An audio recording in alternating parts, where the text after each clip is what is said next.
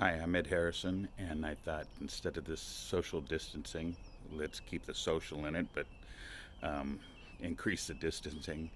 So I thought I'd give you a tour of my garden, warts and all. Haven't picked anything up or done anything special, just figured today's a good day to walk around the garden and share. We've been in this house in Corona for about 15 years, and when we got here, the guy who lived here was a chemical engineer, but he had sprayed herbicide everywhere and there was nothing growing at all. But here on the side of the house, where first end of the garden, this was intended to be RV parking. I had checked out Craigslist and found a bunch of used bricks, and then started collecting used bricks every chance I could. And I built this walkway here.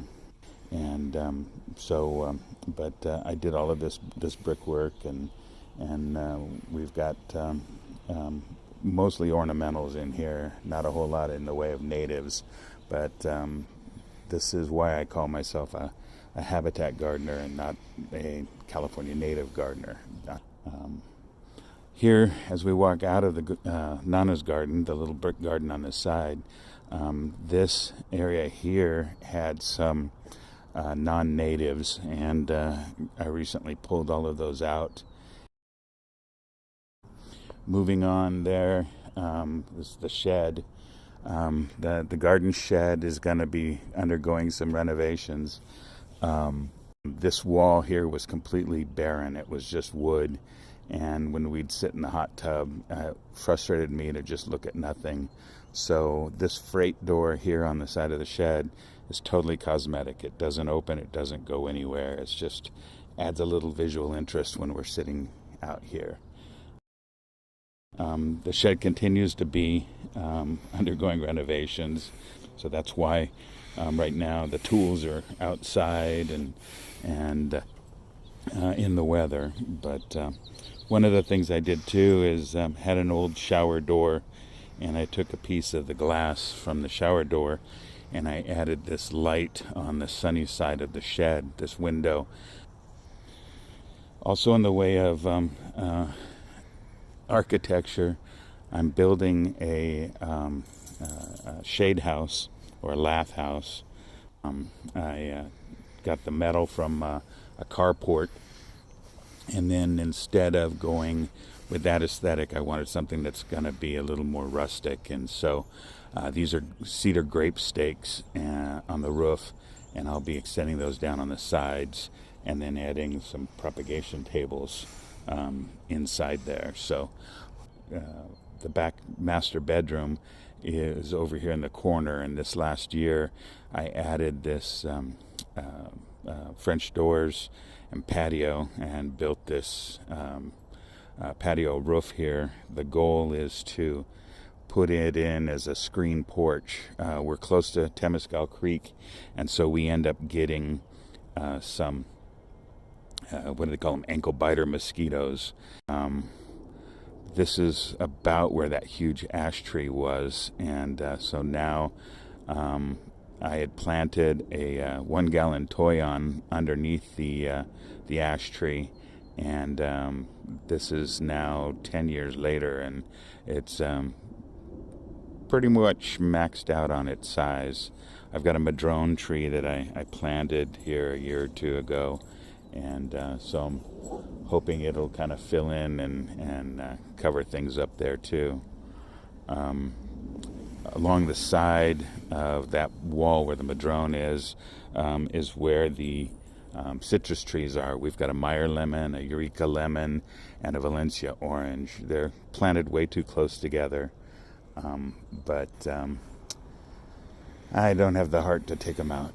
I built this cement pad for a gazebo and kind of extend again the little rooms that we can use the garden. And we've got some grape growing up on there, and it's the native grape. It's not any Chardonnay or anything like that. The sign you see there from Los Pinos, I used to run a conservation camp. Let's see, that freeway sign in the back, picked that up at that auction of the Mojave Desert Land Trust.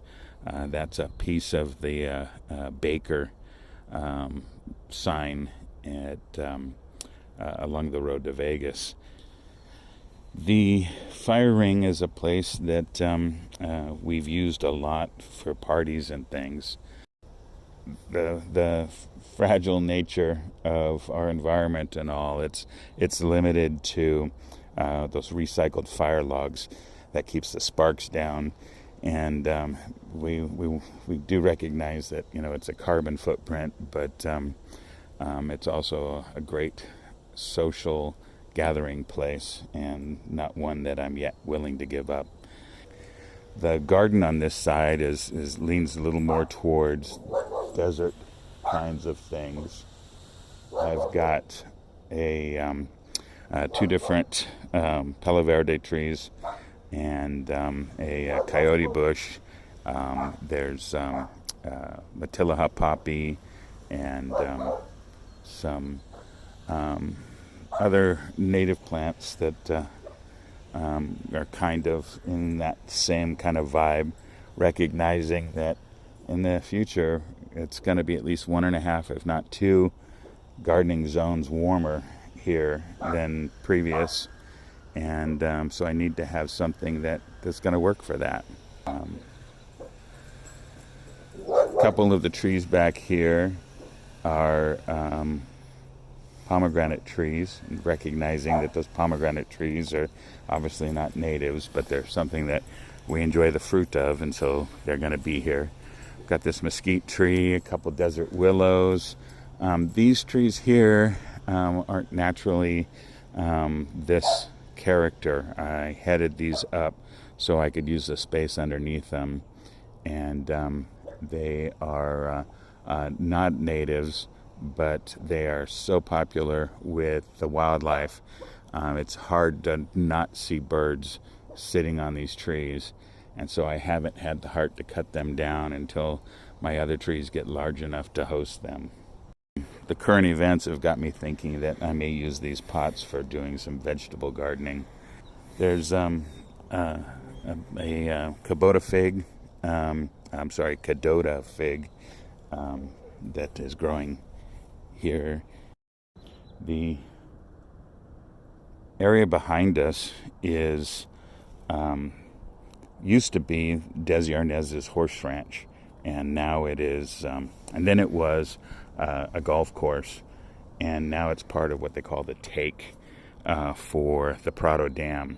And so Army Corps of Engineers has built a dike, and then there's been, they did some hydro seeding, and then I did some guerrilla forestry and put some trees out in there that are doing pretty good. There's wildlife in the area. We tend to get raccoons on trash night, and then we get on occasion wild pigs, though lately the construction has kept the wild pigs out. Just outside the gate, the back gate by the shed, I wanted a bit of a transition to the fire break, and when they were building the dike, they were bulldozing through a part of the creek bed, and these agaves were growing there and were going to be plowed under or bulldozed under. So I dug them up and planted them, and they're doing really good, but unfortunately the gophers just love to munch on them. We get a lot of western toads, and so much so that we started calling our house La Casarana, the frog house. And I don't know what else I can tell you. There's still a lot of work to be done, but it's a welcome distraction. And now that I'm retired, it's so nice to have the time to get out here and see all of this. So I hope you all are healthy and happy, and finding your way to get out and explore and see the wonderful habitats that are out there, and encourage you to build your own habitats in your backyards. All right, thank you, and take care. Bye.